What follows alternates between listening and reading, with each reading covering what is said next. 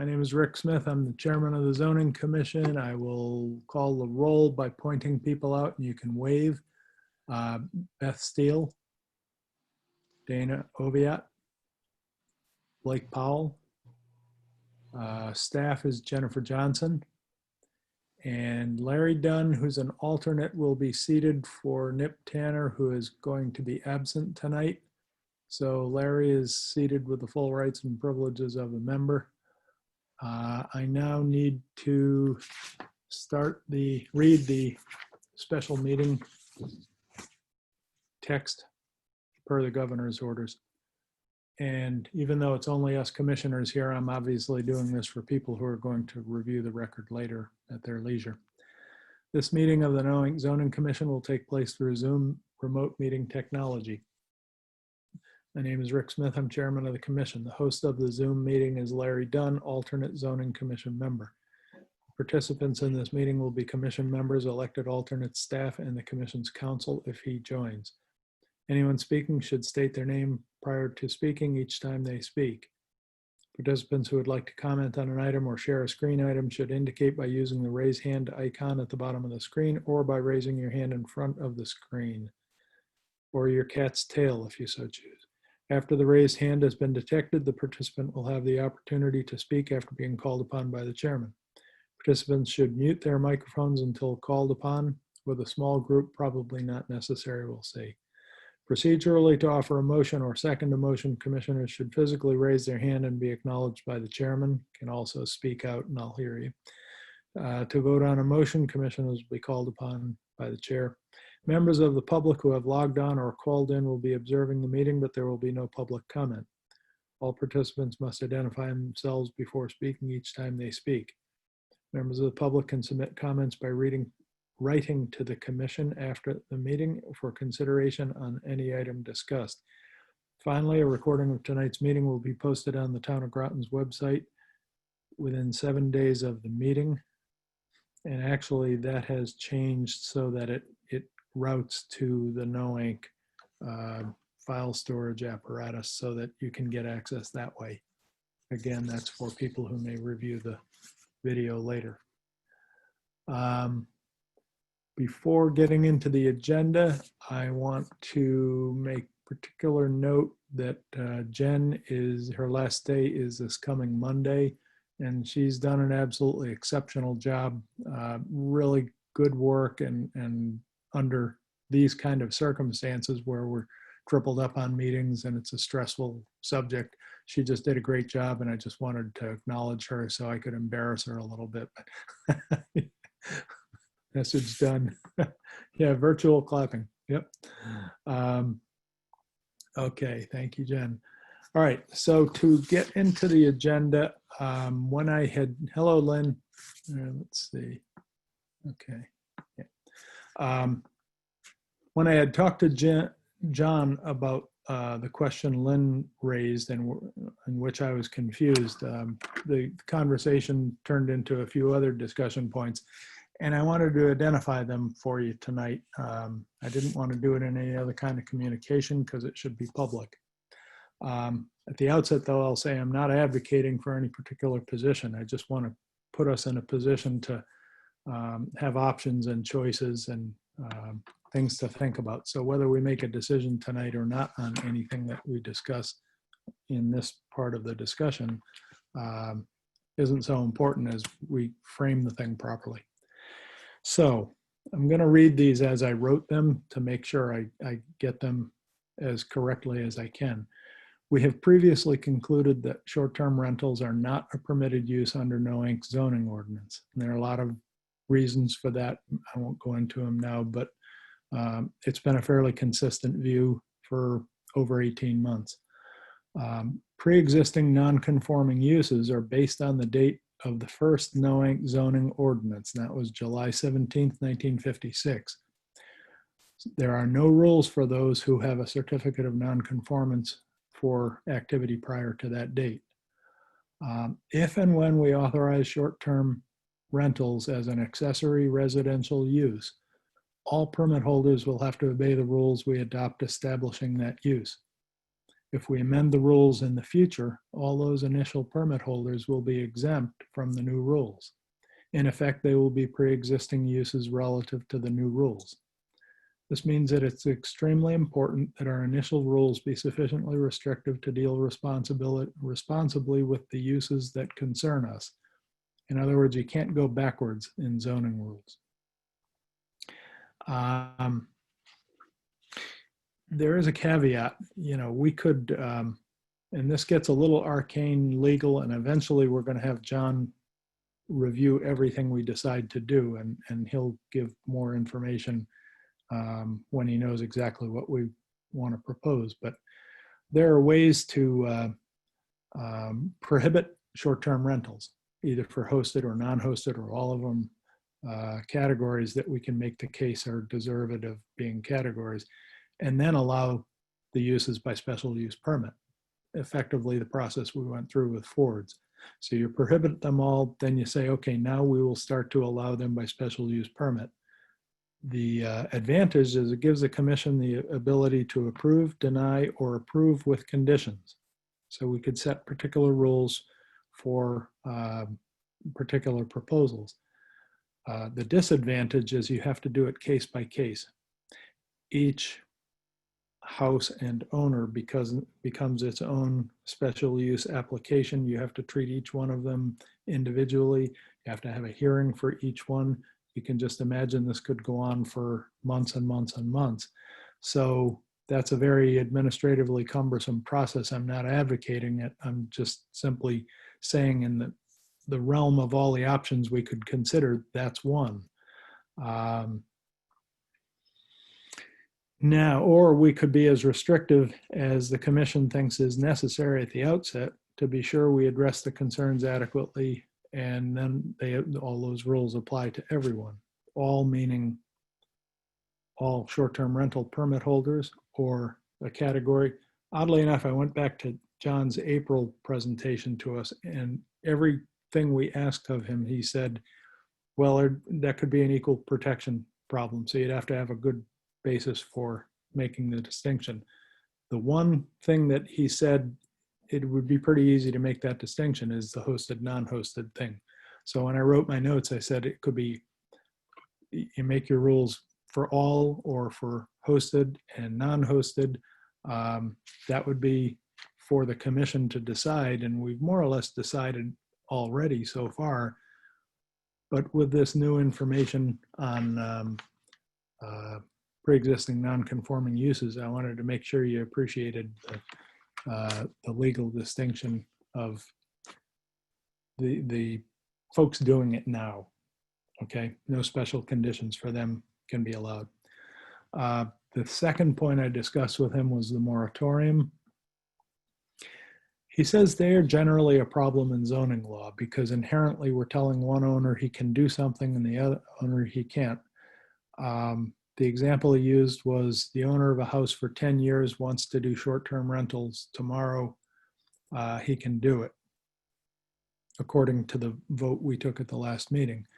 The owner of a house that bought it a year after adoption of the rule must wait 2 more years to be able to do it, because the vote we took said this will be effective on the date of enactment. He saw a problem with that, this whole equal protection thing. So one way he thought it might be a little better, but he wasn't going to say for certain until he looked at it and researched it a little. It's a little bit of a complicated one. If we said something like any owner wishing to use his home as a short-term rental must have owned it for 3 years before doing so, then you don't have the date of enactment as an arbitrary line that governs what people can do if they were on one side of the line versus the other. So again, that might still have legal ramifications that he would want to explore. Think about it though, it has a serious implication for society in Noank. The person who has owned a house for a year and has been doing short-term rentals, once we passed a regulation based on what I just read, he would have to stop doing it and wait 2 years to meet the 3-year timeline. And you just can imagine that would rub people raw. So all of these things, have their implications and pros and cons. So the bottom line is we have to treat owners equally unless we can make a rational basis argument that supports treating them differently. So that was why I teed it up last week the way I did. And before I go any further, I just ask some questions if that was clear, if you have questions about it. It's kind of similar to where we had been through the summer off and on. So as I had said to Nip earlier, I didn't think anything was going to be really earth-shaking out of this, but it's more or less of a reminder and a refresher of what John has said in the past. I saw Beth and then I saw Lynn.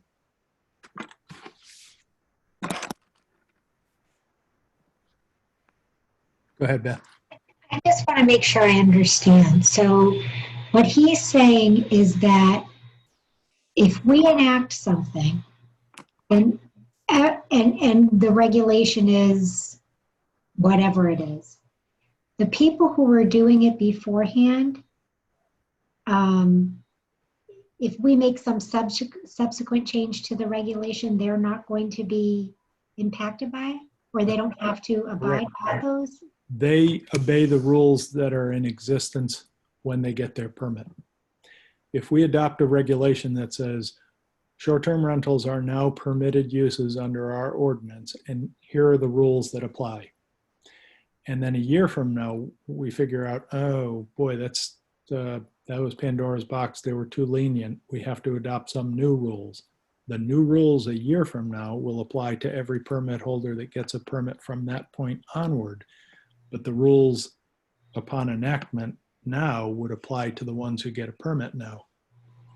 The pre-existing non-conforming use is dependent on who had a permit at the time those rules were adopted. Thank you. Lynn? Yes, with the special use permit, does that not transfer with the property then? Yeah, I think it does. I didn't ask him that, but I'm pretty sure I remember that special use permits attached to the property and continue. So there are a number of other concerns with special use permits too, and that is one of them. Yeah.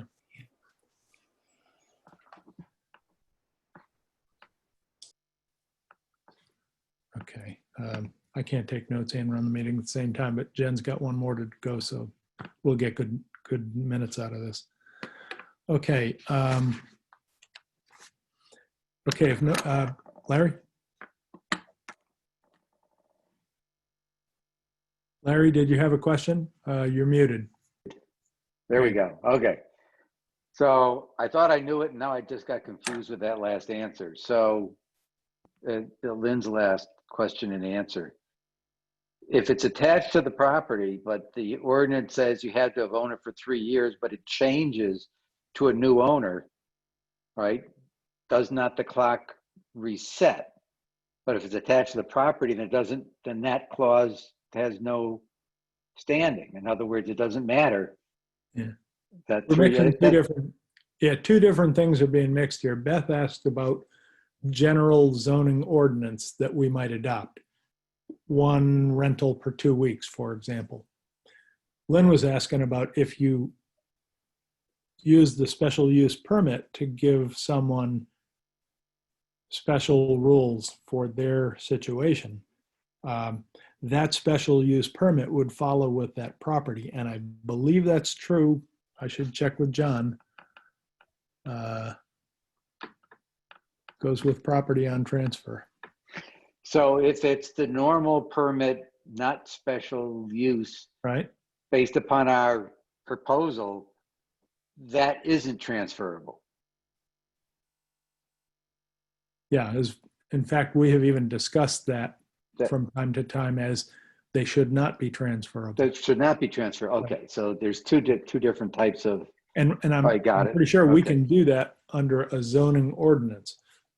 Lynn's point, if true, is we can't do it under a special use permit because those rules would let the permit go. Okay, got it. Special use versus, okay. Yep.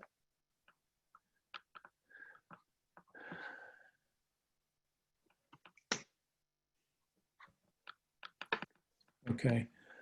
Any other questions on any of that, or we can get into what we had originally intended to do, which was continue going down that short matrix and deciding on how we wanted these things to play out. Okay, so can you tee that one up, Larry? It's actually dated 9/15/2020. It's a short one column thing.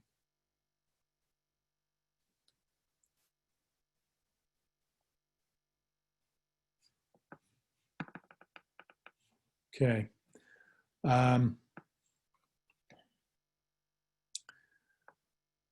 All right, we had, let's just start at the top, if you will, unless anybody has a better idea. That first yellow bar, the decision we have to make is the issue of what the response time ought to be for the owner's agent or the owner to respond if the owner's not on site. Anybody have a view? I do. I have a view on everything, but where did Blake go? Is he? Huh. We lost Blake?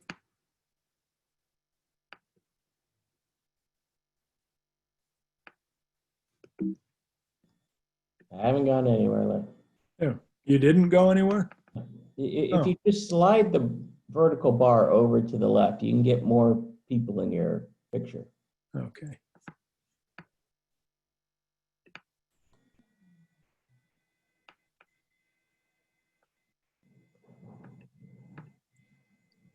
No, I can't seem to do it. So I'm missing someone. I'm missing Dana now. Let me make the whole thing bigger. Change to the matrix Yeah, and then make rather it the whole than thing bigger. and then make it bigger.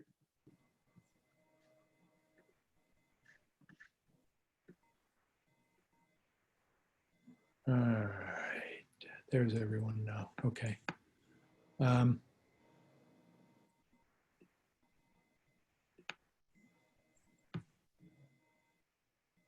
So when it's a bar, 5 stacked, why can't I make that one longer?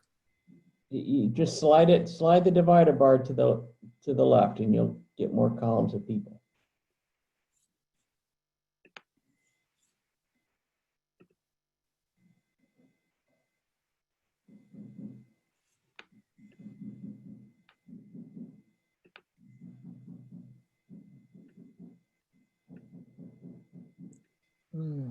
Okay, now I have, well, the only problem now is I have Blake instead of the document.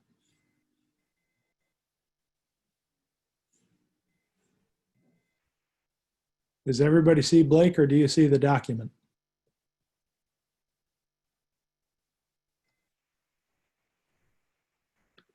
I see 6 people in the document. Oh, I don't see that. Larry, can you somehow do something to my screen so I can see the document?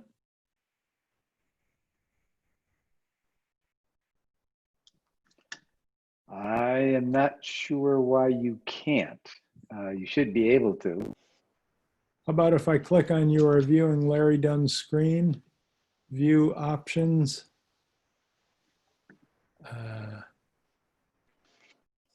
Should I hide video panel? That doesn't make sense. Oh, that'll just close the pictures of us. Okay, I switched to sharing content. Okay, I'm okay now. I just want to keep everybody's face there, so if you wave your hand, I can see who wants to speak. So that's why we went through that. Okay, so complaint response time.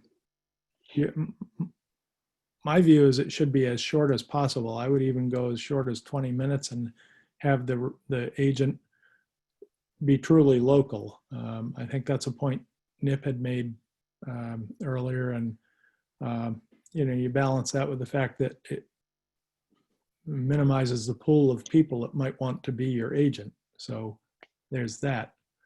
So Is anybody, we've gone as high as 60 minutes when we've talked in the past, and some people said, my God, that could be all night, you know, people coming from Saybrook, or 20 minutes, which basically means it's going to be somebody in the Mystic area, or maybe even the Noank area. So how do you feel about that? This is Larry, I'm for 30. 30? Anybody else? Beth? Beth, I'm for 20. you're for 20.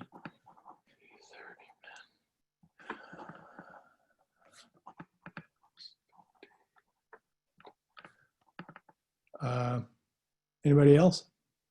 Blake? So what do we mean by response time?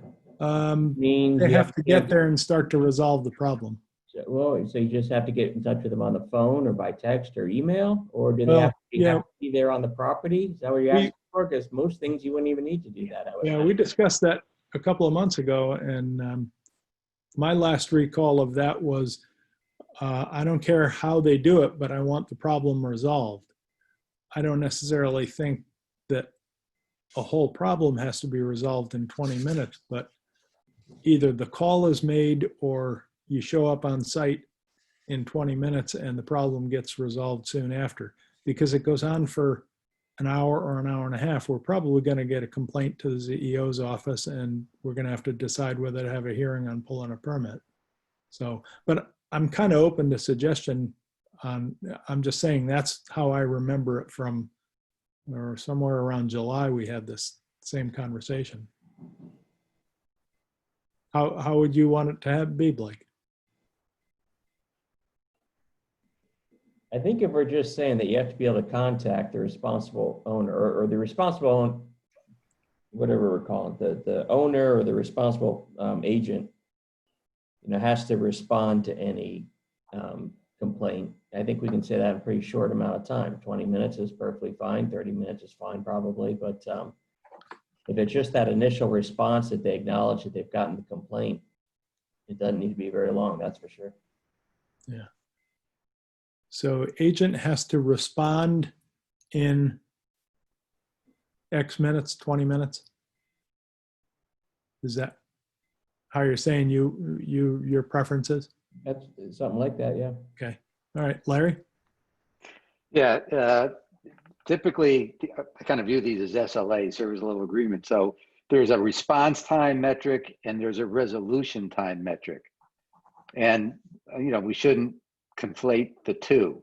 Yep. So I think if it's, you must respond to an issue within, I'd be okay within 20 minutes and then resolve the complaint. That's a very specific thing. That should and most likely will take longer. Yeah. So if we really want to be clear on this, I would suggest separating those two and have two different times for response time and resolution time. Okay. How about response time 20 minutes and resolution time 45? How's everybody feel about that?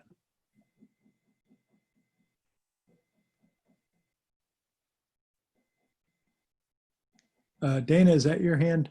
I'm still, yep, Dana, unmute, or I will. I got it. Okay, go ahead. Dana Ovied.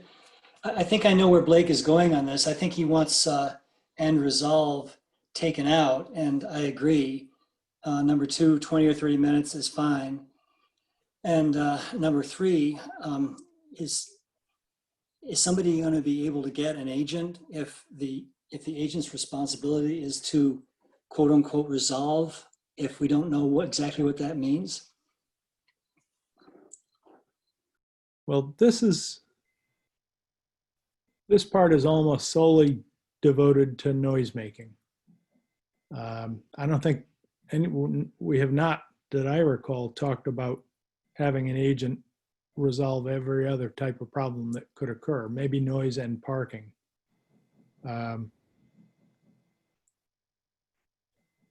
You know, one of I've tried to make sure that everybody had their say on the way they wanted to do things all summer. And we've gone through different matrices and individual plans and presentations and on and on and on. If you recall back in April, I wanted to do a draft decision document.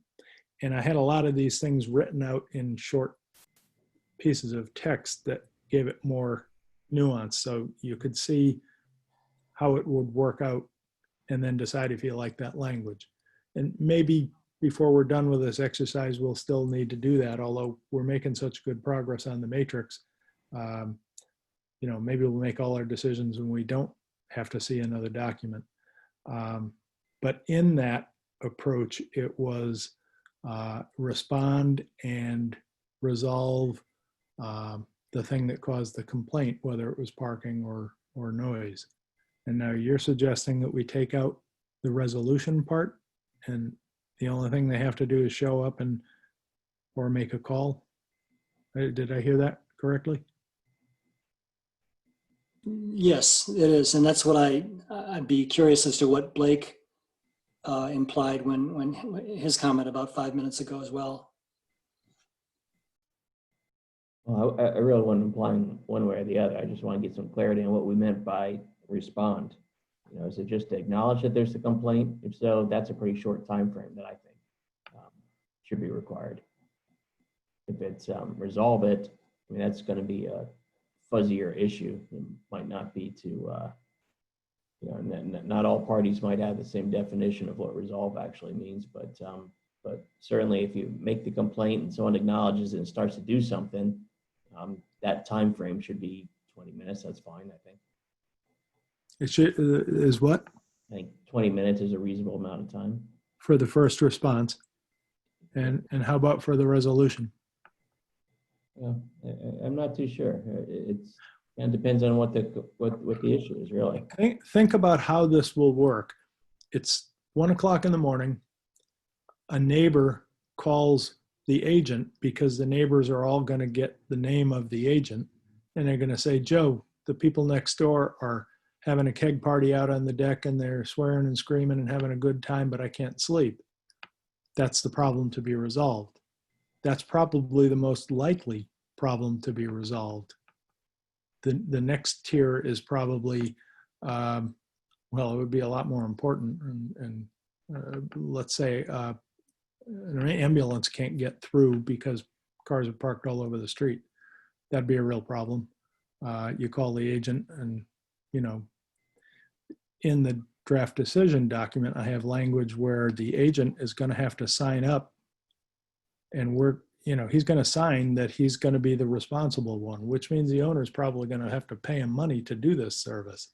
It's not just, oh, okay, I'll just make a call for you. The person will be responsible to the owner to be the one to go and resolve the problem. But beyond parking and noise, I can't honestly think of another problem where a neighbor would want to call up and complain at, you know, all hours of the night. I could be wrong on that. So if you can think of another example, please say so.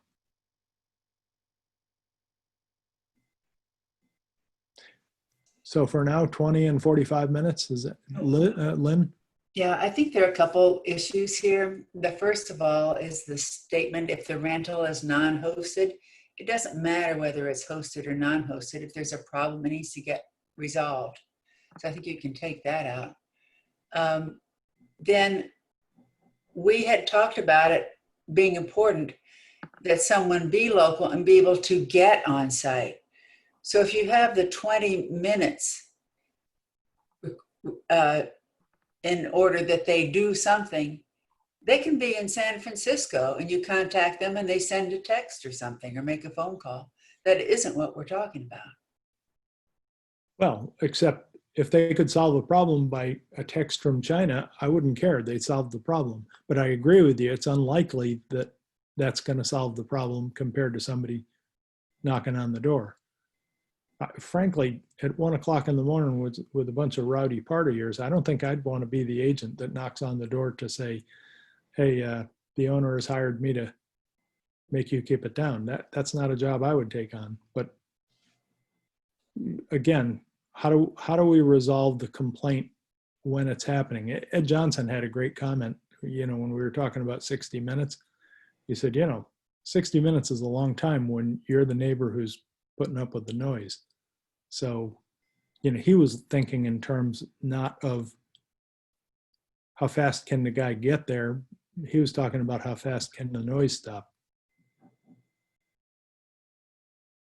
And the reason it's written this way, just Lynn, if it's a hosted rental, the owner's there. And you would think the neighbor would simply. No, they're not necessarily there. They went to a movie. I mean, they're not necessarily there. Oh, They're not going to stay there every second. yeah, okay.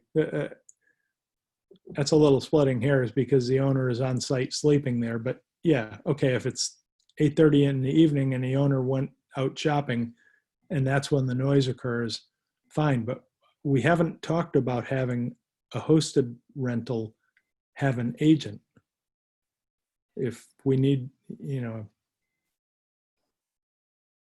you call the owner, they get home and there's a call on their answering machine, or they take it on their cell phone, or they get a text. Frankly, if you think that the hosted ones ought to have that in there too, that'll take a little bit of revision, but we can do that. I didn't really think it was necessary. Does it really take a lot of revision though? Because all you have to do is take out if In rental this, is no, not in the hosted. draft decision document, it takes more, but again, it's not a big problem. It's just, I'm thinking ahead how to do it. So yeah, it can be I don't done. know. I mean, I agree with Lynn. I think Everybody. if you're the owner, let's say you go to a movie, fine, that's on you, but you've got to then either be able to respond or have somebody who's going to respond to that complaint within 20 minutes. Okay. Just because you're the owner, you don't get some extra Yeah. time or special privilege. Okay. Larry? Is it time for a motion, Rick? Yeah, if nobody has more food for thought to add in, then yeah. Given what I've heard, I would propose a motion that says the owner or agent must respond within 20 minutes and resolve within 45 minutes. Okay, is there a second? Beth, second. Okay, proper motion. Discussion on the motion.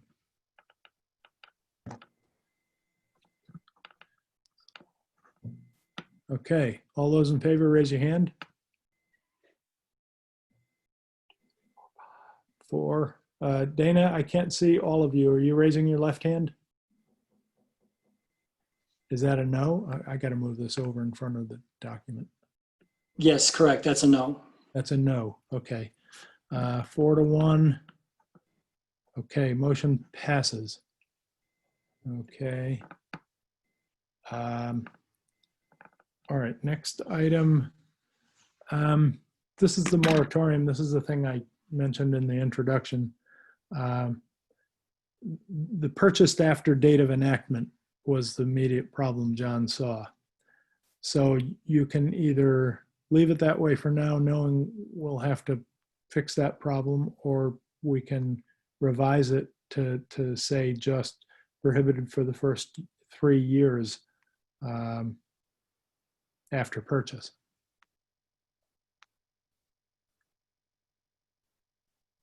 What's your pleasure on that?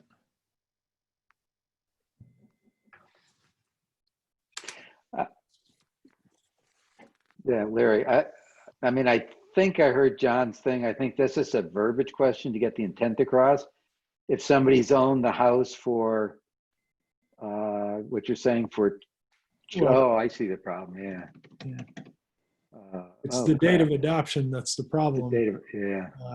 He said it may be, well, actually, I suggested, is this better? And he said, yeah, it may be, but I'd have to look at it. Any owner wishing to use his home as a short-term rental must have owned it for 3 years before doing so. Yes, that's what I was thinking of, something like that. So if he's owned it for 2 years, then he's got another year to go. But Right. you're right, it does bring up the thing that if I own it for 2 years and I'm doing short-term rentals, does that mean he has to cease and desist for a year? Yeah, that's what I was trying to avoid when Yeah. I first broached the subject. And I tell you, zoning law is way different than any of the ones I ever dealt with, because we were always drawing lines with proper notification and treating people differently depending on which side of the line they are. And apparently in zoning law, it has evolved to where that is forbidden unless you have a great justification. So, Question, is there the ability for a application for an exception if somebody is in the situation where they've been there for 2 years and they're theoretically, by the new zoning law, they'd have to wait another year? They can ask for an exception for a permit for this year to go forward, and would there be a process, or could there be a process to address it on a case-by-case basis? wild guess, probably not, because again, you're giving a person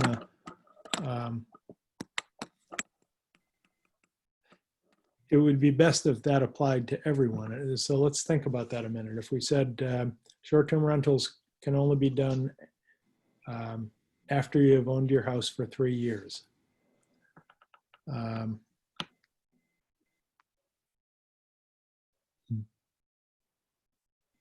If you say accept that, if you've only owned it for 2 or 1, then you may as well just say you can do short-term rentals.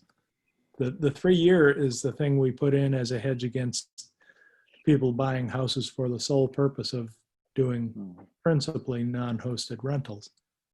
And that's, earlier I had said, if the moratorium goes away entirely, then we need some other kind of measure in theory to meet that goal of discouraging the purchase of houses for the sole purpose of a short-term rental business.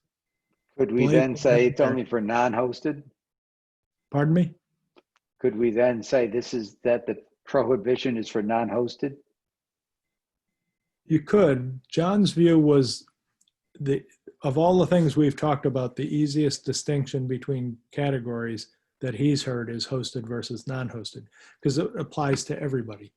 If you're behaving as a hosted rental, everybody behaves the same way, so they get the same rule. If you're behaving like a non-hosted rental, that's a different behavior, and everybody doing non-hosted gets treated the same way. Logically, he thought that's the kind of argument that can prevail. But it doesn't resolve the question of, well, maybe it does. You're trying to accommodate a few people who bought houses just for the purpose of doing short-term rentals, and those are all non-hosted as far as I know. Am I incorrect? Is that correct or It's incorrect? hard for me to imagine that there's a hosted rental. Well, it's not impossible. Somebody buys a house, intends to live in it, and intends to rent the other side of it. A duplex, becomes one half is a short-term rental, but the owner's in the other side, so the bad behavior is controlled, arguably. But everyone can also do a long-term rental during their waiting period, so I don't know that this is so onerous.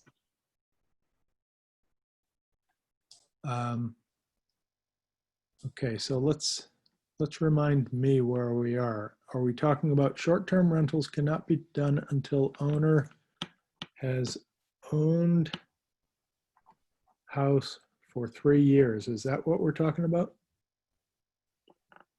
It's a little different. I'm trying to wrap my head around prohibited for first 3 years versus you cannot do short-term rental until after you have owned your house for 3 years. I think they mean the same, but I'm not sure. Blake? So, just to follow up on something you said earlier, and I think Larry raised too, but it was my understanding that all of this is subject to our variance procedures. Isn't that correct? If someone wanted to get a permit to do a short-term rental, and they couldn't or didn't comply with something in our regulations, they could still get a variance for it? I don't know about that. Doesn't every variance has to have a hardship that falls into one of 3 categories? Well, whatever, but they, if they could demonstrate, following the variance procedures, they could demonstrate that, wouldn't any of this be subject to that? That was my understanding from some comments a long, long time ago in this whole process.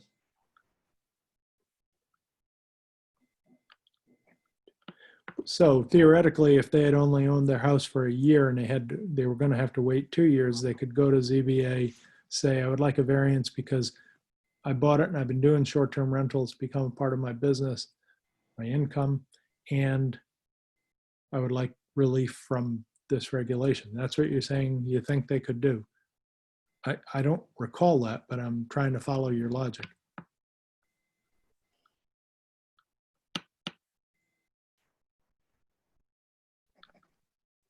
Is that what you're saying, Blake? That was my understanding. I think it was John that told us that. But All right. Exactly. I'll put that on my list for John. And we'll see.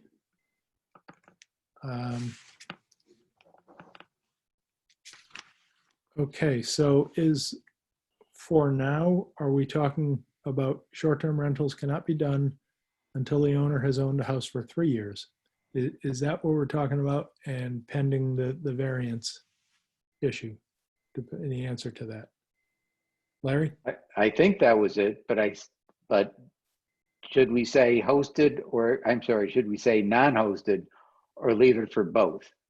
So I'm okay with what you said. I'm just Yeah. asking about that additional clarification. Frankly, my preference would be apply it to non-hosted only, for the very reason that if somebody moves to Noank to live in a house, and they're going to be there, so they're the crowd control person, and they bought it with the sense of they would have some income from the other side or the apartment side.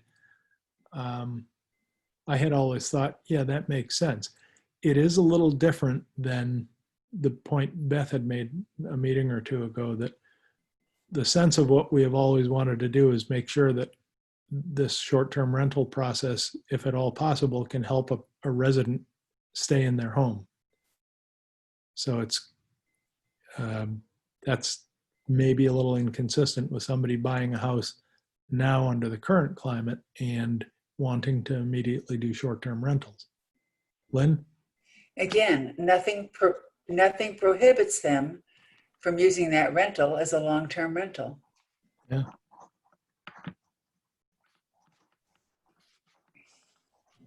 Yeah, maybe that's the solution. Just, oh, Beth. I have to say, I agree with Lynn here. I mean, the whole point that we were talking about before was of the quote unquote moratorium is to make a disincentive for somebody to just buy the house and then start a short-term rental business out of it.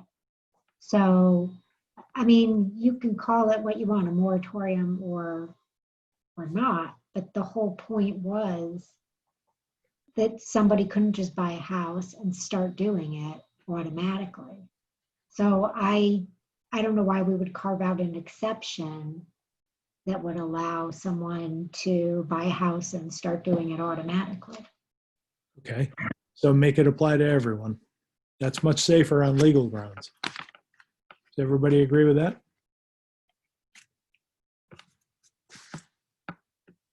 Everybody agree with that? Do you need a motion, or it looks like a consensus? I don't see any disagreement, so let's embody that as decision.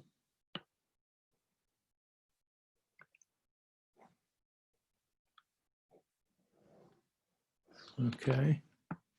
All right. Next one is number of nights per year. We talked about that some during the individual plan presentations, and then we lost sight of it.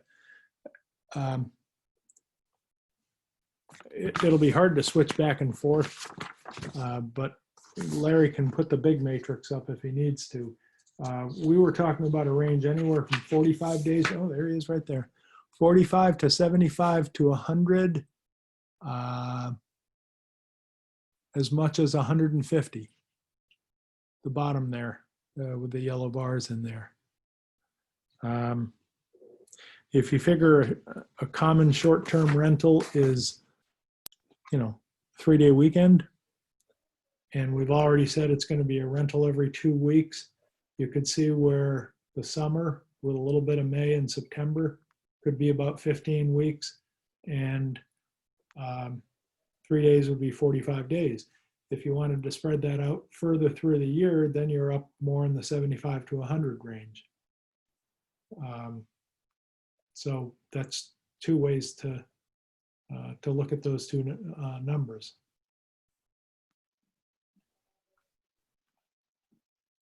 Or do we need it? Is the other way of looking at this. Is a number of nights per year cap necessary?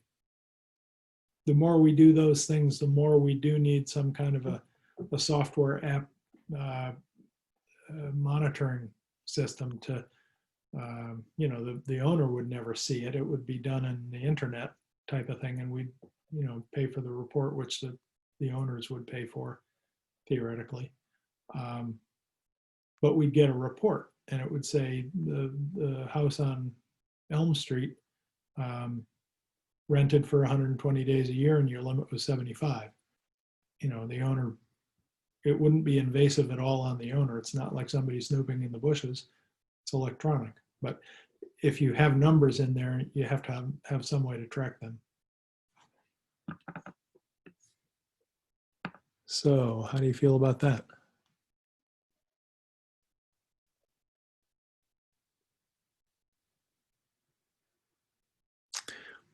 My initial inclination on this one was most people that we've heard from say it's rare that they rent in the late fall through the winter into the spring,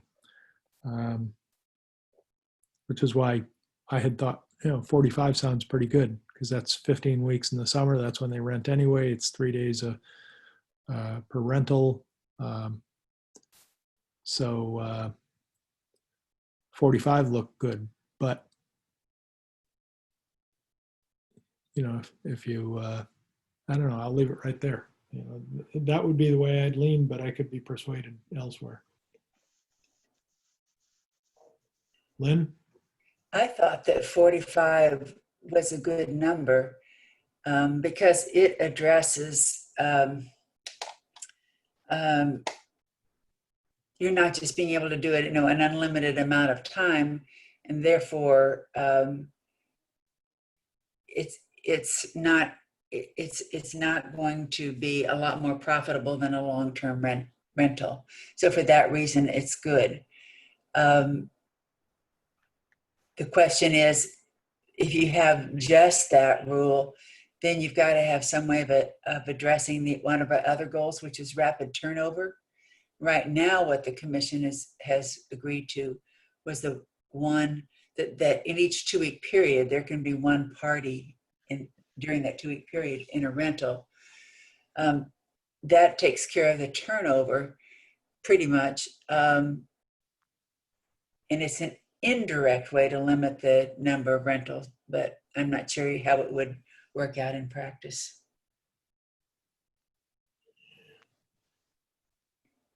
I just mentally ran through the months. May through October is 6 months. That means that's 12 rental periods, one per every 2 weeks. On a 3-day weekend, that's only 36. 4-day weekend, somebody comes in Thursday night and goes home Monday morning, it's 48. It's at the low side of the range for 45.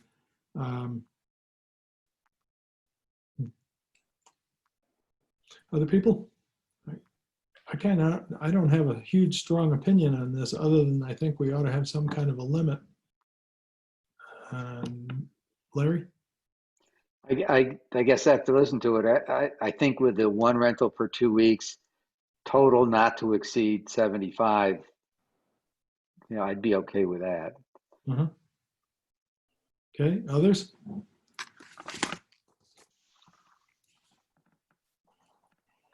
Beth? I like Larry's idea. I would agree with that. Okay. Anybody else? Lynn? I think 75 is a level where it could be commercially attractive. Even at the one rental period per 2 week. Because again, if those rental periods are more than 3 days, let's say they're a week, every other week, you're going to burn up 75 days real fast. So, Yeah, but and you I don't, don't have the 3-day turnover either. right, and you're saying, but what happens, what happens in the future? And I'm not sure. Right now, Mystic is renting all year round. Yeah. Noank less so. I suppose because people want to be close to the action, so to speak. And we're a little far away from it, but will that always be the case? I don't know. Yeah. With the idea of being more conservative up front, I would go for the shorter amount of time. Would you, somebody like a midpoint between 45 and 75, or do you think it should be 45 or 75? Pick 60, you're in the middle. That's 20 rental periods of 3-day duration. Well, you're assuming everything's a weekender. I mean, one rental period per 2 weeks, is that what we're saying the limitation is? Mhm. So you could have a 2-week rental. That's and right. you could have another 2-week rental and then Yep. another 2-week rental. Well, And you could do that till you hit 75 days. there'd be 2 weeks on, 2 weeks off, 2 weeks on, 2 weeks off. So how many 14-day rental periods till you make 75? Is that what? Yeah. It's one rental period per 2 weeks. Okay. So It 2 could be a weeks, 2 week, it could be 14 days. Right. So if you have 5 of those, you've got 70 days. Beth? I thought in a prior meeting, we had indicated or agreed that the rental period was not to exceed 7 days. That That's was in why your we said, That was in your proposal. I it don't may, know. okay, I may be thinking of my own proposal, but It's because that written was right the there. rationale for the one rental every 2 weeks. As far as but I could be wrong. I thought that's what we had already agreed. I think the rationale for the one rental every 2 weeks was to deal with the frequent turnover, to try and spread that out, and to give the neighborhood peace and quiet for at least half the time, in broad strokes. So it was kind of splitting up a month into each house being able to rent versus the neighborhood didn't have the rental occurring in that house for the next 2 weeks. Right, but if one rental equals 2 weeks and you have one rental every 2 weeks, then you have a whole month that is rented out. Right? Yeah. Yeah. And I thought that's what we were trying to avoid because we wanted to give the neighbors some relief where they weren't going to have a month at a time where. Yeah, you're right. I thought that's what we said. I don't. It could end up being 30 days all rented by 2 different rental parties. But you wouldn't have, I guess here's my logic in that thought is you don't have frequent turnover because it's only 2 parties. They only turn over every 2 weeks. And the longer the rental period, the less likely it's going to be partying all the time. It's more likely to be a family vacation for 2 weeks. Whereas, as I said to somebody recently, I went to a short-term rental, a party at a short-term rental in Rhode Island a few weeks ago, and they rented the house for 3 days, and we were out there in the back patio, and you get boisterous. You can't help but get noisy when you're celebrating somebody's birthday. And I in the back of my mind, I kept on saying, if this house empties out on Sunday and another group comes in a day or 2 later and it just keeps on going through the summer, that's tough on the owner. Except the owner happened to live next door. So they were there to, if things got so bad that, they couldn't stand it, they would come over and say something. So it's the frequent turnover, and it's the longer rental period. Theoretically, the less likely you have boisterous renters. because it's hard to party continuously for 2 weeks. Again, that's speculative. I mean, we're trying to predict human behavior here, and we're all guessing. But if you look nationwide, I think you'd find the experiences when people come in for a weekend on a waterfront rental, they're going to party. Just, it's the nature of the human. I mean, I think that the longer rentals are potentially a good thing because they're in town for longer. They're going to be going in and out of the stores, and we get to know them a little better. Mm-hmm. Mm-hmm.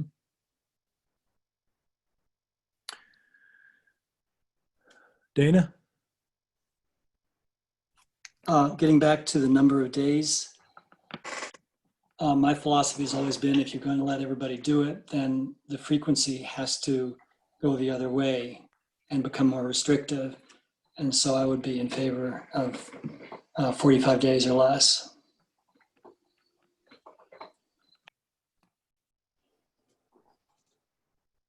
Anybody else?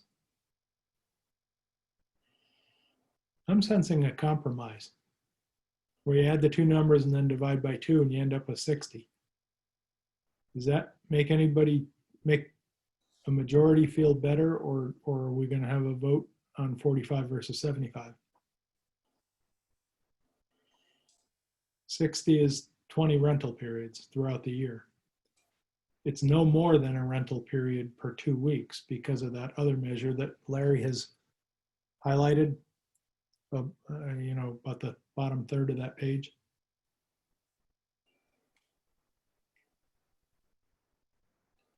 I would say I think that the 70 is too much, and my preference would be for 45.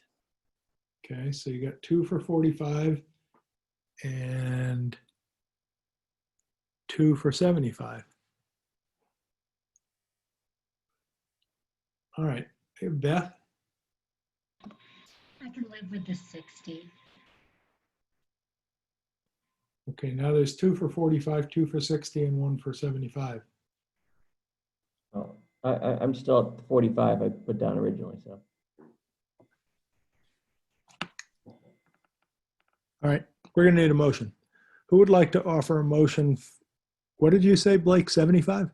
No, I said 45. You said 45, okay. Who would like to offer a motion for it to be 45 days? I will. Okay, Blake's motion.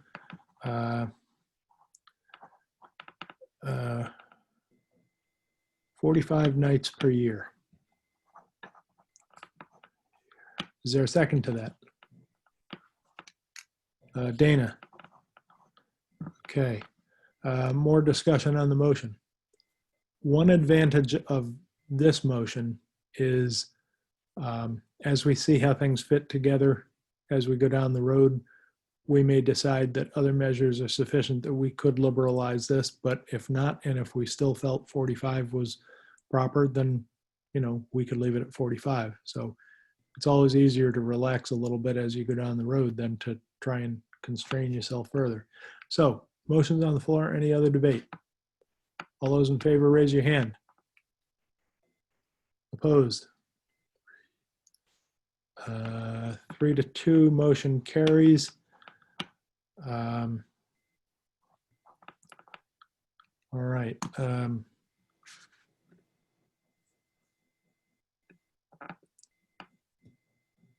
Next issue. Hey, Rick?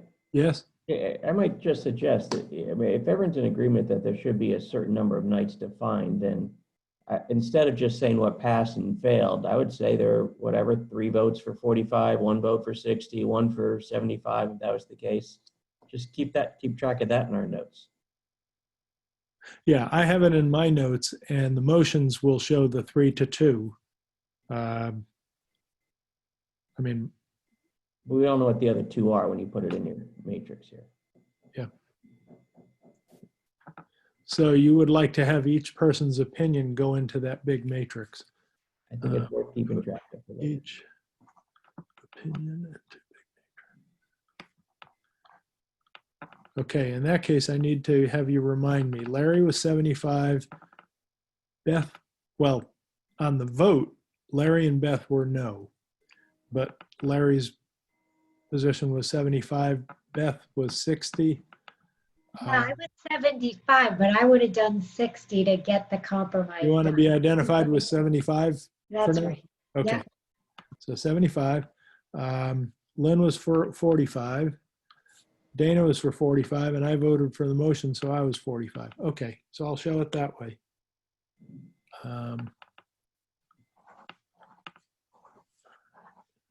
Okay. Next item back on this short matrix is we dealt with number of nights. Some of these other things, we've already dealt with the unruly behavior. We did that last meeting. I think we dealt with the minimum age. I put it in as 25. I either did that because everybody was in the big matrix had pretty much settled on 25, but I don't want to go past it too quickly. That's where everybody seemed to be. So that's why I put it in there that way. Okay. Then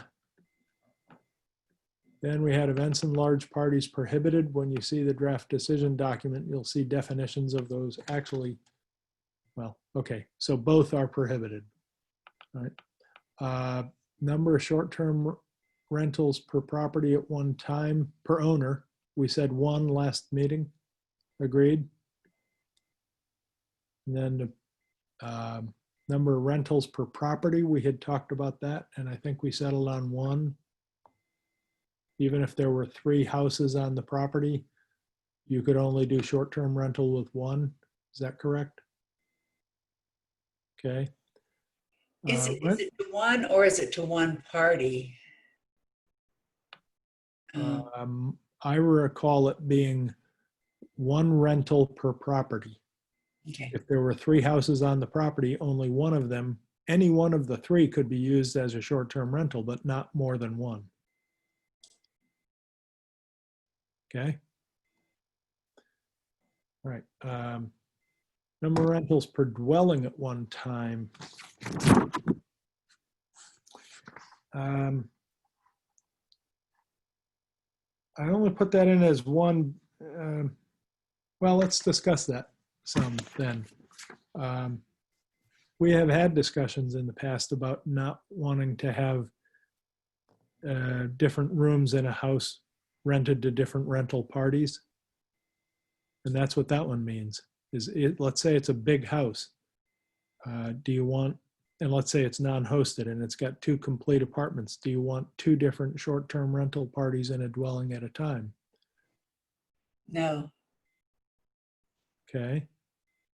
Some of these we should also always have in the back of our mind. Make the regulation as simple as possible. If it's not really necessary, just take the thing out. I mean, let's keep that as a choice. But Lynn, you feel pretty strongly about that. Anybody else?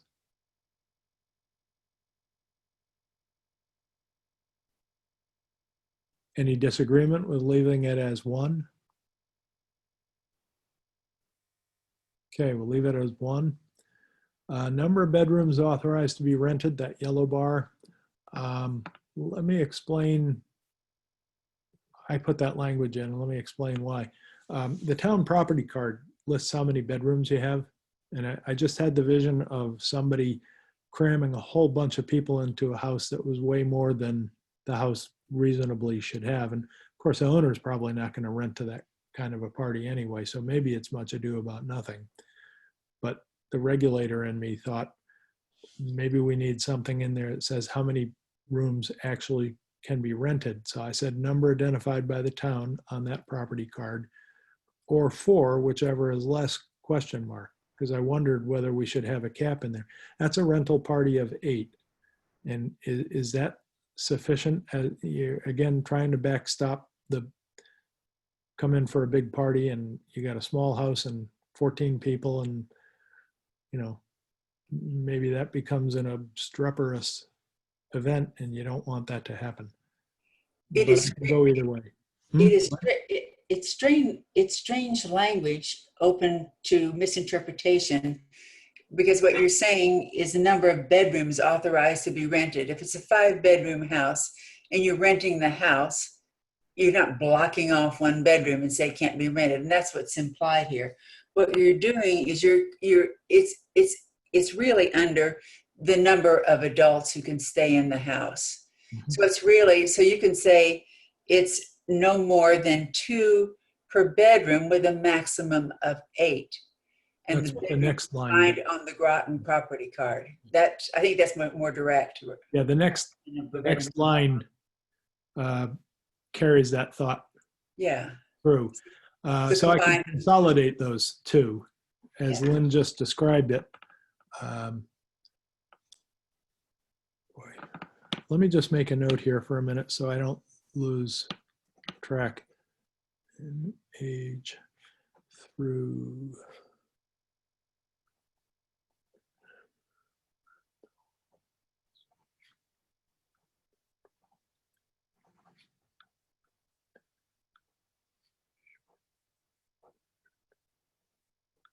Okay.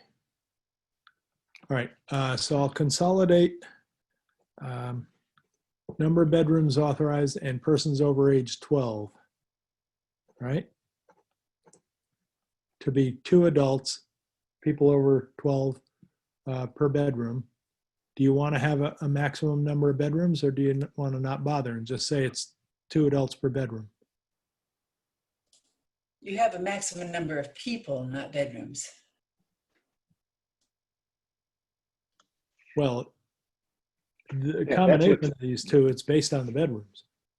If it's a 5-bedroom house and you just say 2 adults per bedroom, you can have 10 people. If you cap the number of bedrooms, 2 effectively- adults per bedroom with a maximum of 8 people.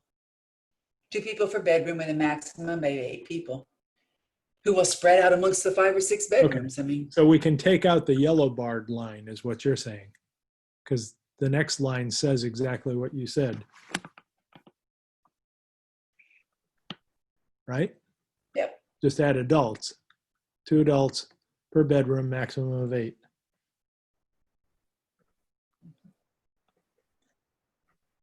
Everybody agree with that? Is the maximum necessary? So I put that in as a question mark to generate discussion. Larry, no, I think the max is a good limitation. Okay.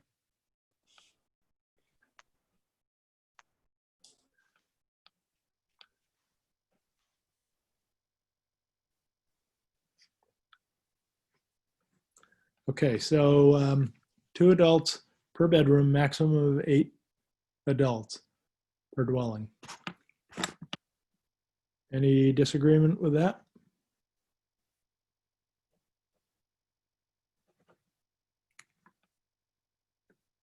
Okay, seeing none, we'll do that. STR specific signage, I just said prohibited. That's what most people seem to have on those who identified it on the big matrix.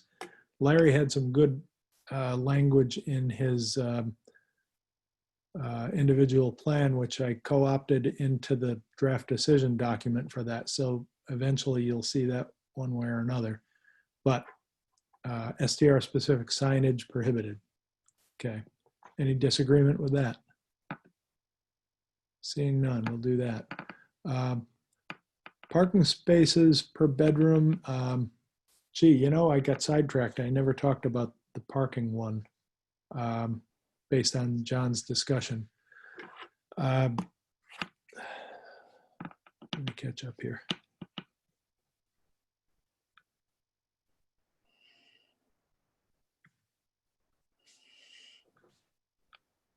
Okay.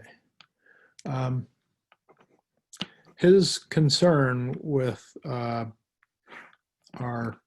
parking vote last time was that we don't have authority to regulate people's parking behavior on the street. That's not a subject that zoning commissions can regulate. It's the town or the state, whoever regulates traffic on the particular road.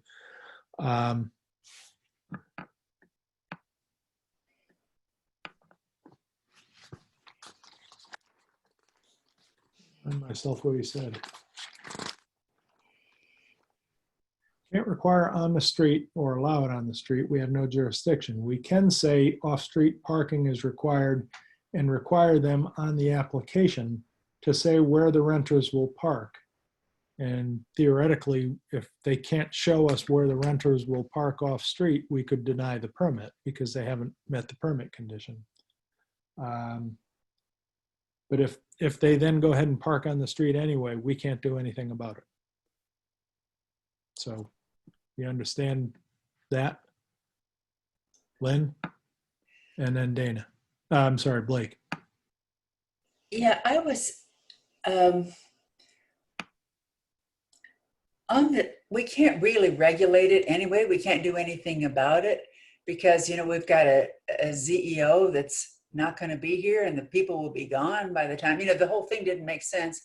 It occurred to me that the only thing that we can really regulate is how many parking spaces that you have. And no, we have this thing where, you know, one parking space for bedroom 1, another parking space for bedroom 2, and then for bedrooms 3 and 4, you would need another one. That would be 3 parking spaces. And then for each 2 thereafter, you need another parking space. And, you know, it's really arbitrary. And as someone, I remember Bruce Avery coming and talking to us, and he said, that's in reality not what happens. He has a 3-bedroom. It's 1 or 1.5 bathrooms. And he said he usually gets 1 or 2 cars. And so you can imagine in a house, a 3-bedroom house, you could get 1 car, you know, family coming and staying the whole thing, or 2 couples coming together. You could get 2 cars, people meeting there, 3 cars sometimes. And probably the outside limit would be 6, 1, you know, 2 for each bedroom, but that would be highly unusual. But you really, by saying you have to have this many per bedroom, I mean, just because I've got 3-bedroom house and I have parking space for 1 car, does that mean that I can't rent it out to people with 1 car? So it seems as though what you can do and what we can control, the only thing we can do and control is how it's advertised and what they say on their instructions, that, you know, the house rules that the person's going to read. And that's about all we can control, it seems to me. And so that if they have 1 parking spot, then they would say in their advertising, you know, something like, please park off site and there's room for 1 car. 1 car, bring on 1 car only. That's not the right language, but, you know, something like that, and not control it by the number of bedrooms, but rather by the number of parking spaces, which is what we're really getting at. Right. I'm not obeying my own rule very well. Rick Smith, I've been trying to identify you when you raise your hand so that somebody listening can know who's speaking. I just realized I'm not doing it myself. And if they don't know my voice, then, so Rick Smith, the spaces per bedroom was a question mark in my mind. That's why I listed it that way. But Lynn, are you saying it would be better if we just tell the owners in the application materials we give them that you have to tell your renters that they have to park off the street, and here is where they can park? Is that what you're recommending? Unmute, please. Lynn?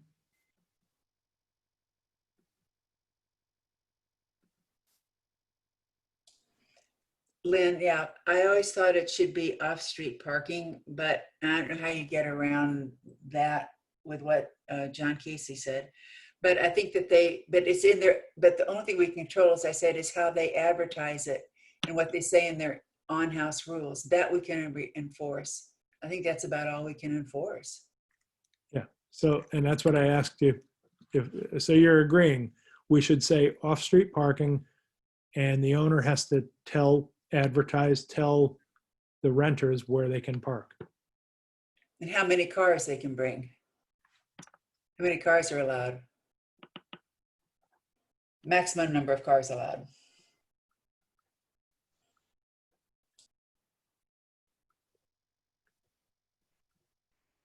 Larry? I saw Blake's hand first. Let's get him Oh. first. Well, Blake, just a question or clarification on what John said, but explicitly in the purpose of the zoning regulations, it says the regulations are intended to lessen the congestion in the streets. that's right. So it is, I mean, we're not going to give parking tickets. We don't have that kind of authority, but if we have rule, I don't see why if we had rules about lessening congestion in the street and they weren't obeying the rules, that their permit would be subject to being revoked. We do have that authority.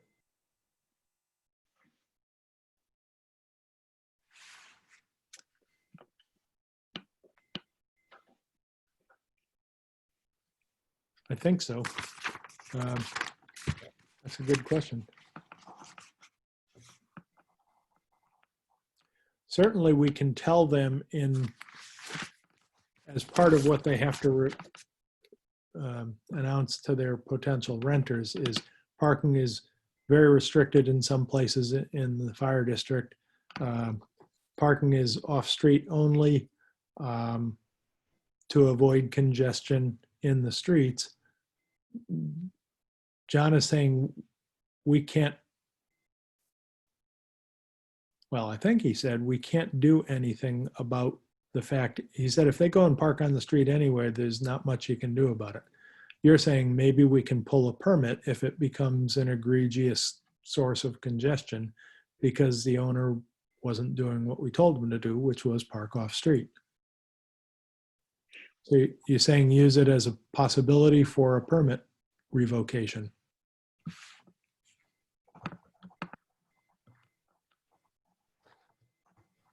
Is that what you're saying, Blake?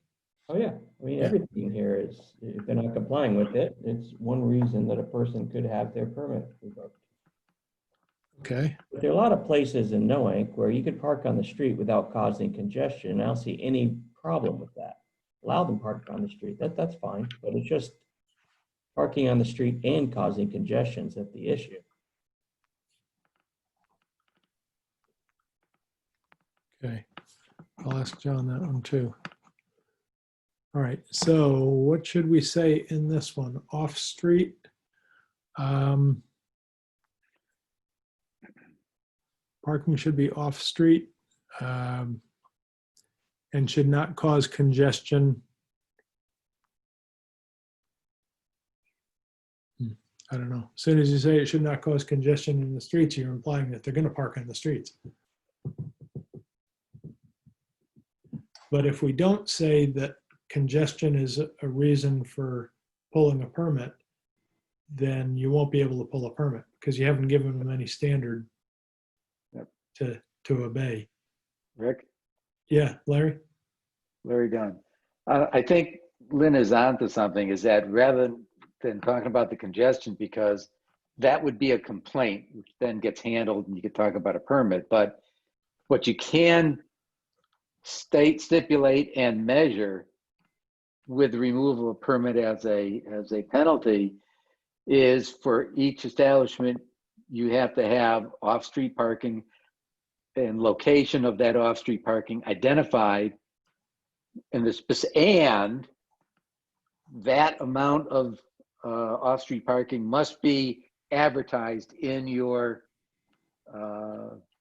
ad, so that then is checkable, right? So if they do advertise more, you got them.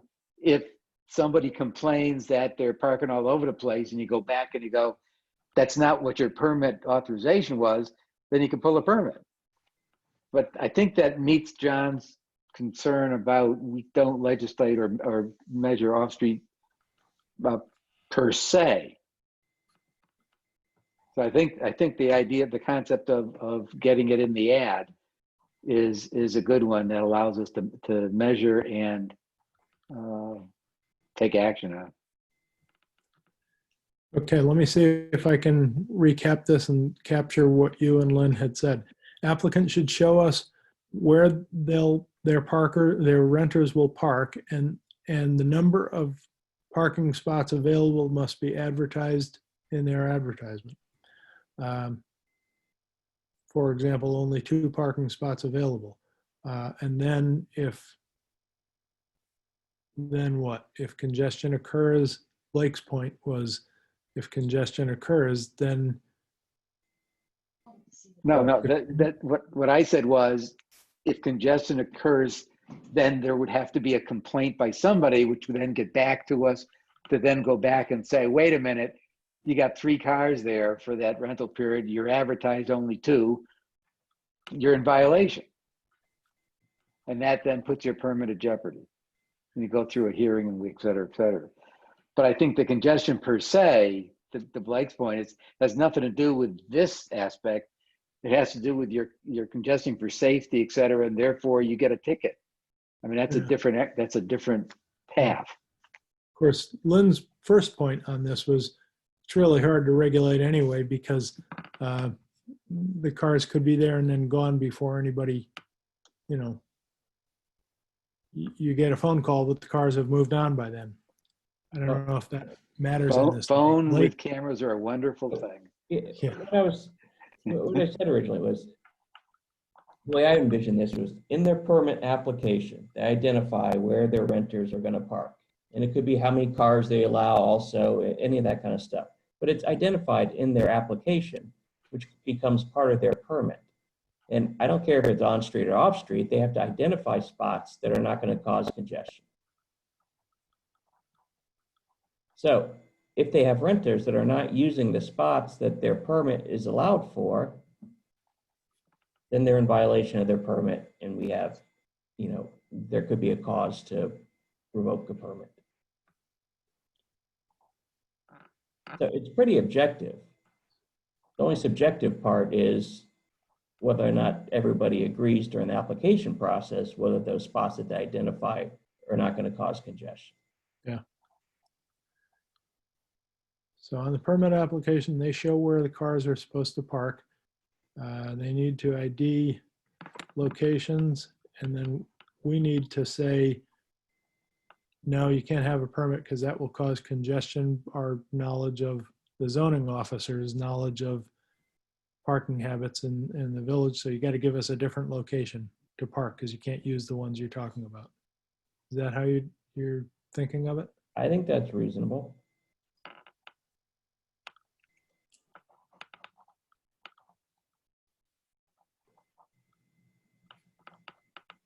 So even if they say, well, I don't have yard parking, I'm going to use street parking, but it's going to be here, here, and here, and that won't cause congestion, and we agree with that, then we can issue them the permit. Because we've agreed that congestion won't, you know, anybody who wants to park in the middle of Snake Hill, obviously you're going to reject that application. There's the most glaring example. I Lynn? don't want to propose I'm that sorry, in the Blake. application either. So, but there are plenty of areas of Noank where I just don't think it would be an issue if they parked on the street or at the end of a cul-de-sac, or the streets are wide enough, particularly outside of the village.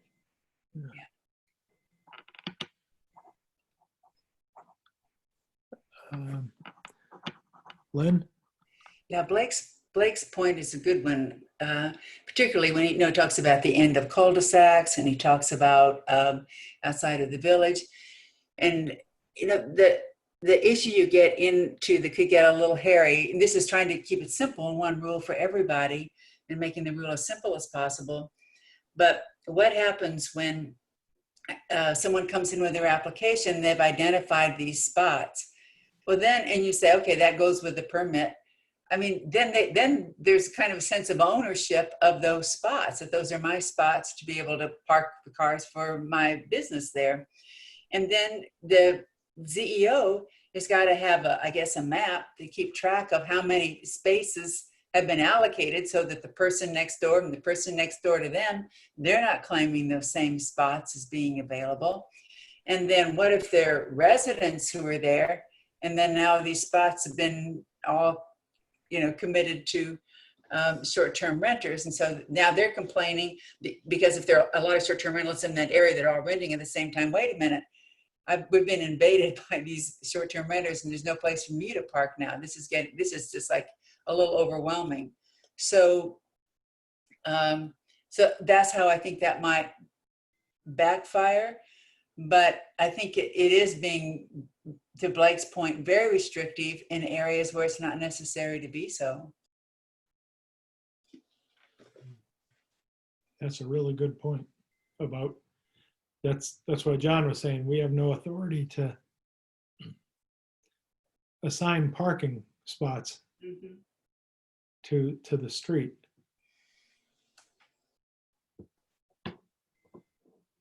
And Well, I wasn't necessarily envisioning that you would say it's okay to park in front of the neighbor's house. I was just envisioning it's like in front of your own house, so. mm, But there are certainly exceptions to all this.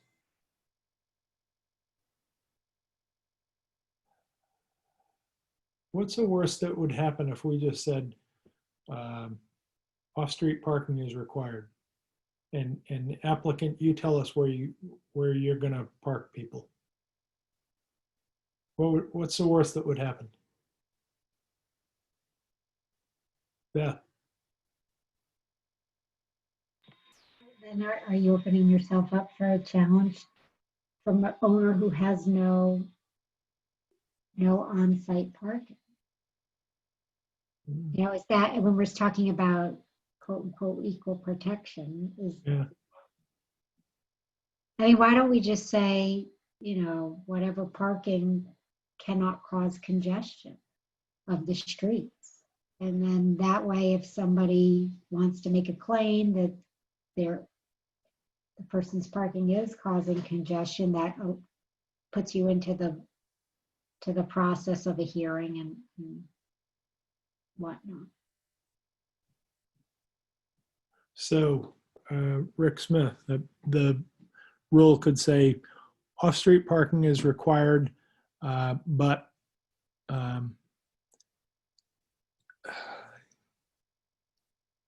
the purpose of the regulation is to discourage congestion in Noank's streets, the village, really. Or do you just not even differentiate between, you know, off-street or on-site and just say parking for short-term rentals must not cause congestion on the street? Well, that kind of regulation will never be enforced because there's nothing to enforce. I don't know, I think it's the same as what constitutes noise. I mean, nobody's going to be out there with a decibel meter, Mm. but you know it when you see it, and you know it when you hear it. Mm.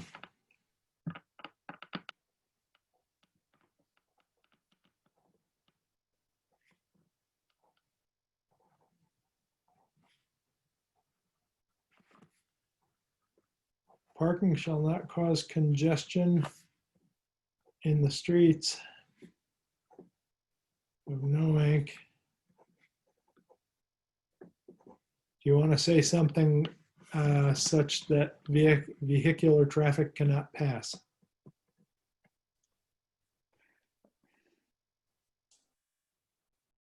I'm trying to find your words, Beth. What do you think? Well, I mean, when I'm thinking about it, that's one of the issues. The other issue is you can't block somebody's driveway. That I have had a problem with personally. So I mean, I would, you know, if you want to get really nitpicky about it, there's a million things you could say. Yeah. But does congestion handle all of those things? I don't know. I'm concerned that we put too many examples in, and then we box ourselves into those limited examples, and something may come up that causes congestion, but we haven't thought about. But I'm not really die hard on it one way or the other, so I'm open to suggestion. Larry? Yeah, I think we still have two different things here. I think at the introduction to the ordinance, you can address the issue of congestion as a generic objective and intent of the document. But in the details, which we were talking about, I think you have to You're say breaking is up, Larry. what, We can't hear you. can you hear me now? Can you hear me now, or I'll change my microphone if I have to here.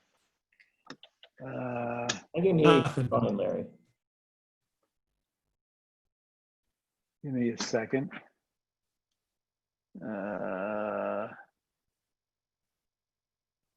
Just wait a minute, if it clears up. All right, is that better? I changed my microphone. Yeah, now you are. Yep. Oh, okay.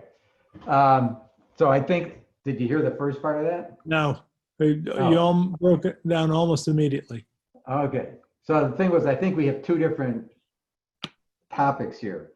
In the introduction to the ordinance, we can address the issue of congestion, right? That's one of the objectives as we go throughout here, is to minimize parking congestion for safety reasons as well as for, so that we don't block best driveway. But, but then the second part, which goes into the details, which is that your permit application must identify the number of parking places, where they are, and that they shall be, included in your, your online advertisements. I think if you separate the two, it might be easier to do.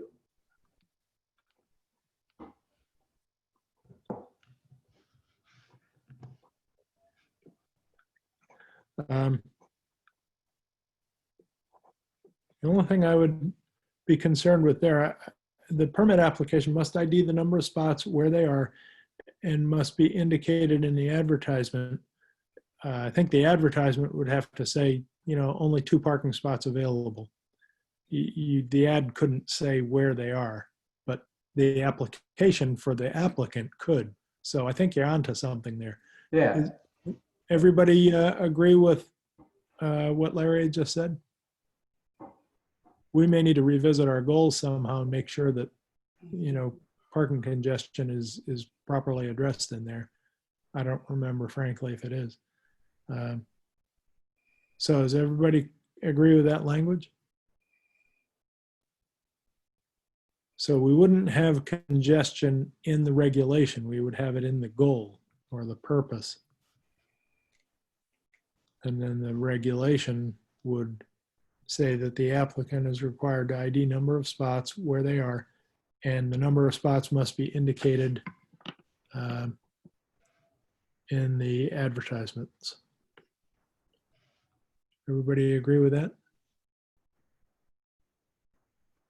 I think Dana keeled over and went to sleep, and we're getting a camera shot of the top of his table.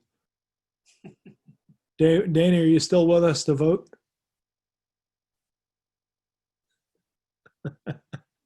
Okay. Still here. Okay, good. It's a very nice piece of, looks like walnut even. Okay. Do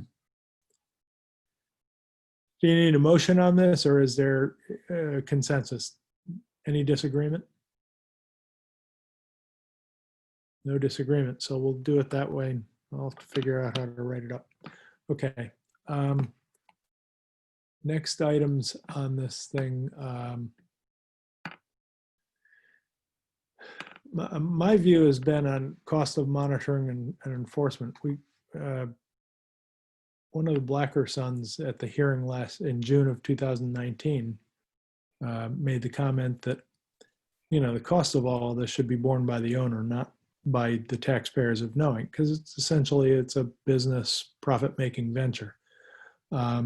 So when I did the draft decision document, I wrote up a whole paragraph on what that would mean. But the gist of it is, if we go to any unusual extent beyond just issuing a permit for our own basic administrative costs, and by that I mean home away or home compliance or any of those kind of groups that monitor, whatever that cost is should be divided equally among the permit holders. So that's what I meant by cost of monitoring and enforcement borne by the owner. Is there any disagreement with that sentiment? Lynn? I'm not disagreeing with you, but just to point out that there's a big difference for somebody renting a room for $100 a night and someone renting a whole house for $1,000 a night. And so should it be equal or should it be proportional is the question.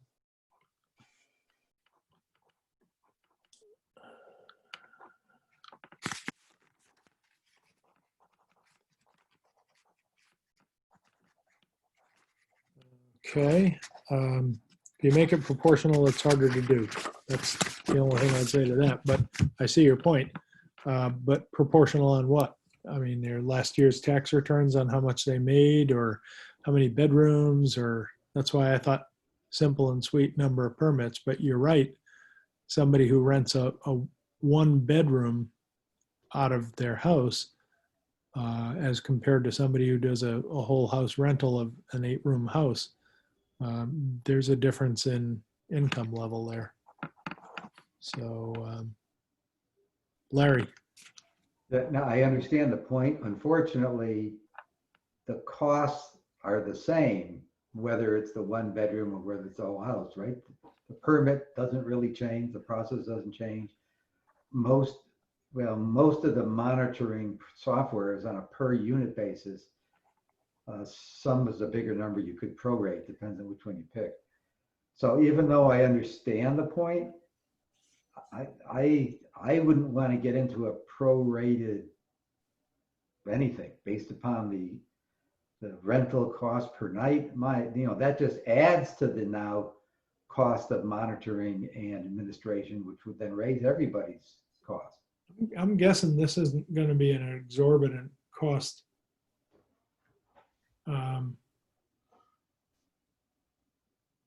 If there's 40 or 30 short-term renters, by the numbers that Larry and Lynn had found originally, it's probably not going to be viewed as exorbitant. People will squawk. I mean, nobody likes paying extra fees. I get that. But, if it turns out to be the equivalent of one night's rental, for example, well, that's the cost of doing business. I guess the 2 layers of the question are, should the cost be borne by the owner or should it be borne by all Noank taxpayers? And well, if it's by Noank taxpayers, it becomes probably a few bucks per household. I mean, that would be one way of looking at it. It's a business expense. So my own view is always the business deriving the profit ought to pay for what it costs to manage to administer it, which is why I wrote it the way I did. So 2 layers, taxpayer-based or permit holder-based. And then should it be spread equally among permit holders or should it be prorated somehow? What's your pleasure?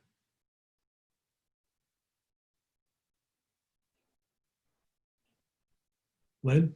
I would just say another way of prorating it might be to have it be room rentals, without the kitchen or anything, that would be one rate and then everything else would be another rate.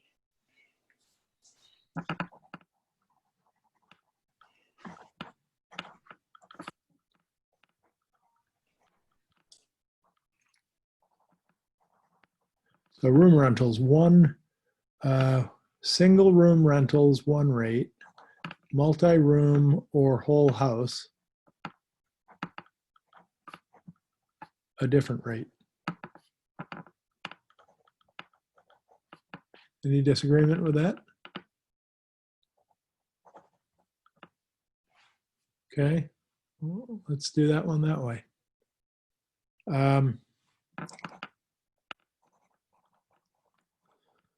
Next one is, again, I'm repeating myself, but the decision document has much more language on this liability for health, safety, fire, and tax rules. Back in the hearing document for June of 2019, you remember we had individual bullet items where the owner had to prove to us that they were in compliance with these 4 things.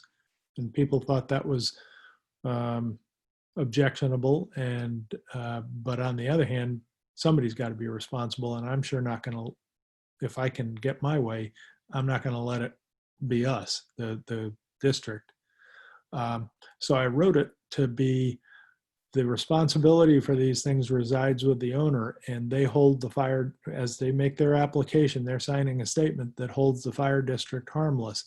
I don't even know if that's the legal term. I haven't run it past John. Beth could comment maybe.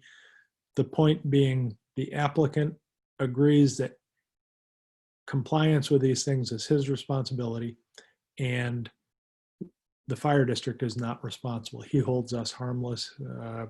Somebody sues and they want to join, have the district be involved in the suit, they're welcome to do it. You can sue anybody you want, but the owner will have signed a statement saying his intention was that he's responsible, not us. So that's the logic of it. Be better if you saw the language, but we don't have that. So does anybody disagree with that? Lynn? I don't disagree. I would just like to know legally how protected the fire district is with that kind of statement. Yeah, and clearly that's one that I would want to have John look at. He has not seen it yet. Lynn? I'm sorry, Beth? Well, first off, I think it should be hold harmless and indemnifies the fire district as well. I mean, the problem is with that kind of language, you can put it in there, whether or not, it's not going to stop the fire district from necessarily being sued. Right. And if in fact there was, they could tack some liability onto the fire district, what that would allow is for the fire district then to be able to come back against the owner and say, well, you said you'd hold us harmless and indemnify us, so you got to pay us back. But I don't know. I mean, I defer to John whether that's even, if we can even do that. Yeah. Yeah. I mean, that was the logic, but it's going to depend on his advice on it.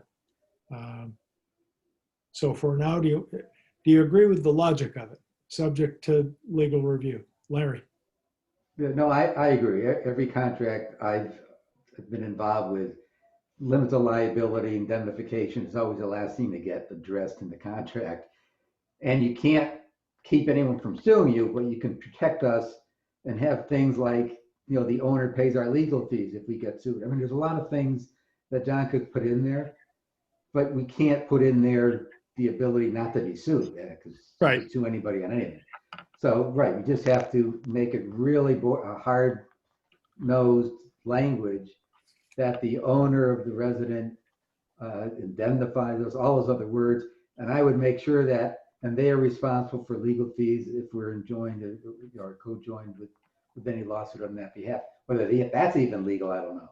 But I'd go for the maximum for the express reasons you said. Right.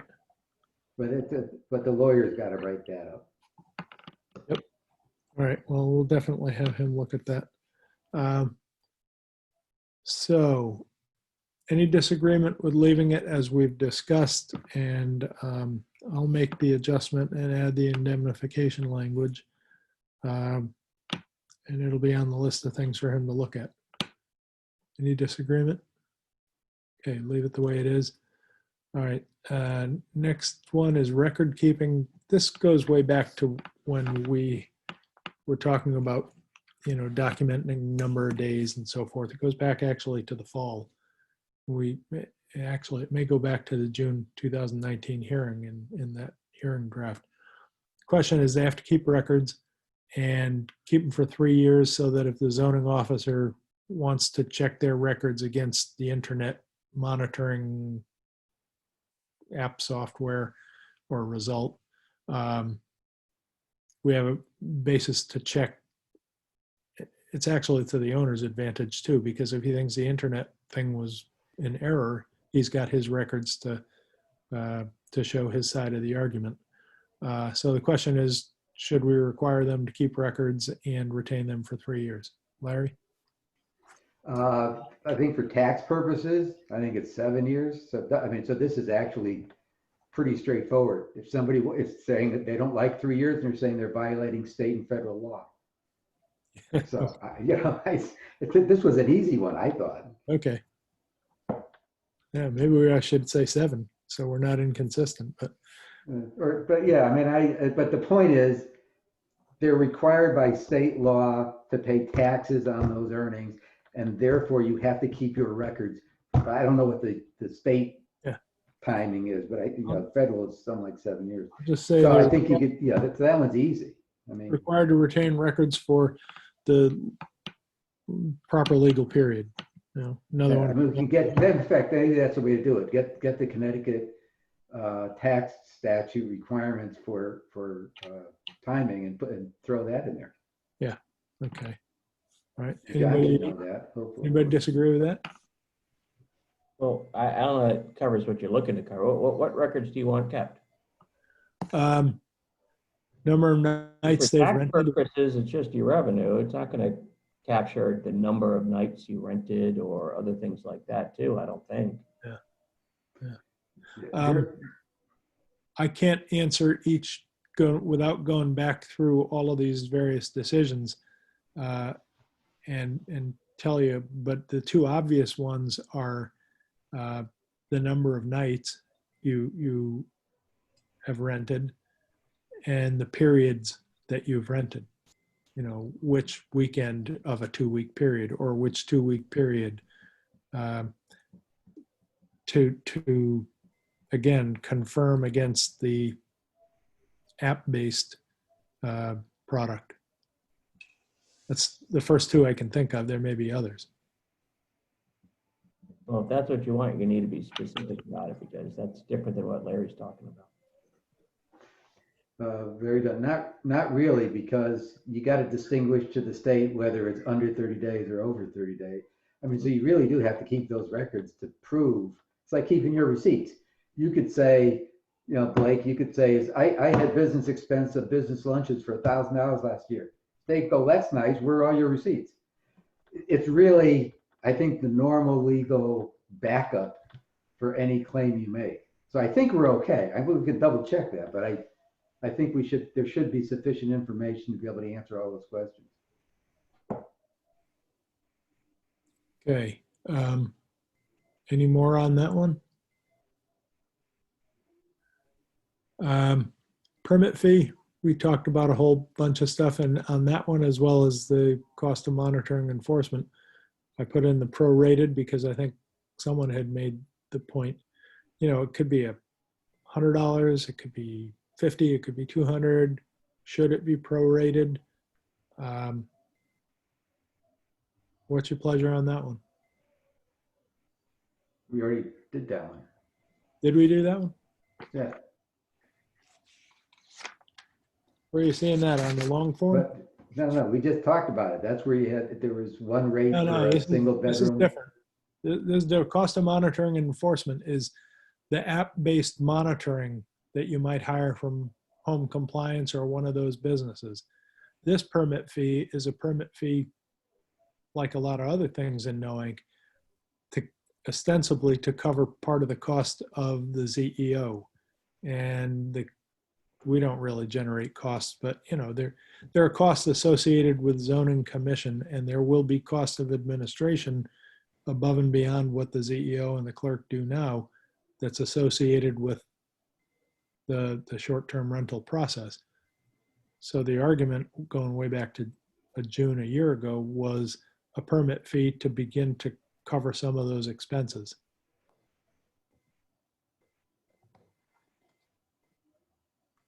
Which means the total fee would be, under these numbers, $100 plus the part of the monitoring cost under that 2-part thing that the way Lynn had described it. $100 for everyone and a bit more for a 1-room rental and more than that for the 2-bedroom rental. Yeah, Larry?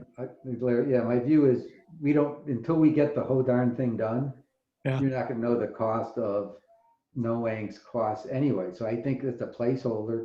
And the intent was something to cover the cost of Noank, to your point, so that that other taxpayers aren't subsidizing the short-term rental. So the 100 might be exactly the right number, and maybe it's 50, maybe it's 150. We don't know until we get the ordinance done, what the cost of All right. administration is going to be. So just don't bother with it for now? Well, no, I think it's a placeholder. So I think the concept is there. Leave it in as it is then. Yeah, I mean, with the Any comments. and disagreement with concerns. that? Okay, we'll leave it that way for now. Permit period, some people had said 1 year, some people had said 2 years. There's something good about permit periods that are 1 year because you have annual renewal, but it's less burdensome on the public when it's a longer period of time. Larry? Yeah, I've been going back and forth on this because if it's 1 year, in other words, if you do it 2 years, then the cost we just talked about, you got to pay 2 years worth of monitoring and other expenses. So that's not necessarily good news for a short-term rental. On the other hand, the permit process itself costs money, but if you're just renewing a permit, it should be substantively less cost for the same guy. So I was thinking for 2, but I'm kind of back to, for the homeowner, 1 year is probably better, I think. I'm open for other input. Anybody else? On 1 year? Okay, so let's leave it that way.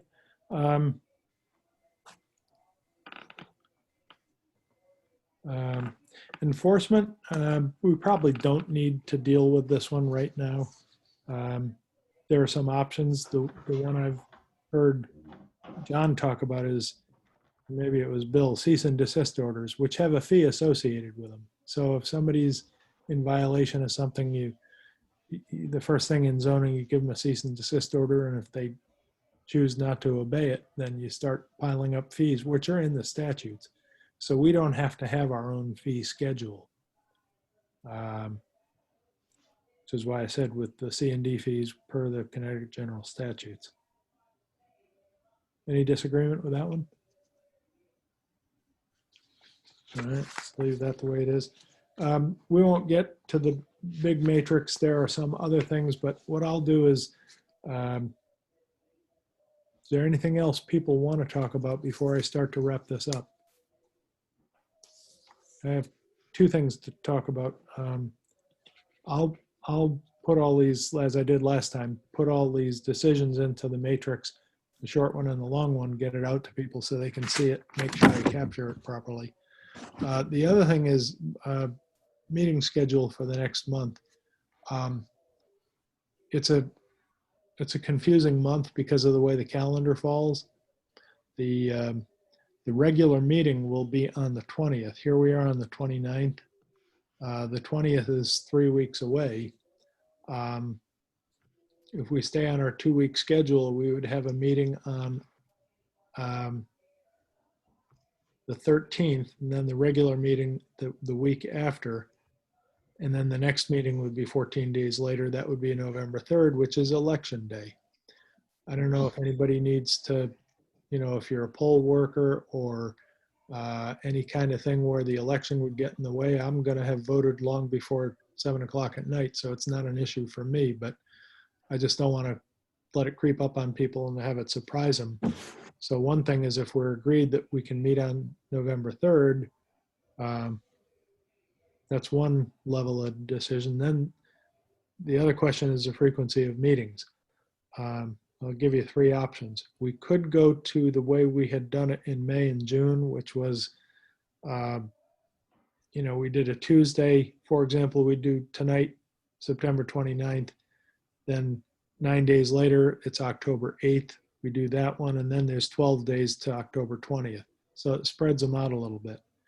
Then after the 20th, there would be 9 days to October 29th, and then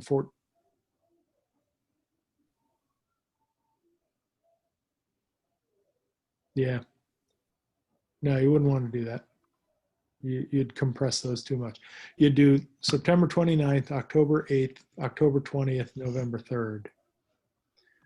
That's 4 meetings in that time period. You could also do September 29th, which is tonight, October 3rd, a week later, do the regular meeting. Then 2 weeks later, it's November 3rd. Or we could back off a step and just do 3 in that time. Tonight, 3 weeks from now, do the regular meeting, and then 2 weeks after that, a special meeting. The only reason fewer meetings right now would be better with Jen leaving. Fewer meetings, though, we tend to lose our focus and you know, I hate to lose the momentum. We're really chugging along, making good decisions now. So I'm loath to leave it too much, but you know, 3 weeks between meetings versus 2 weeks between meetings is probably not the end of the world. So that's, as Nip likes to say, teeing it up for you. And now, what do you think?